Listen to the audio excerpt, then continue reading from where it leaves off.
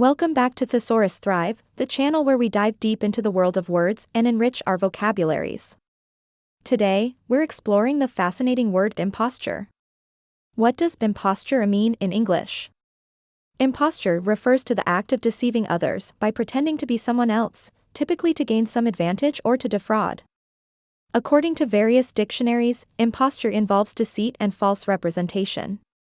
It's synonymous with terms like fraud, deception, and a hoax. But let's dive deeper.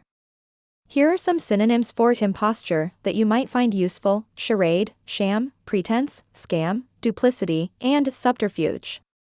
Each of these words provides a slightly different shade of meaning and can be used in various contexts. For instance, you might say, "The charade was finally exposed," or "Her sham was convincing at first." These synonyms help us express the concept of imposture in diverse ways. That wraps up our exploration of imposture.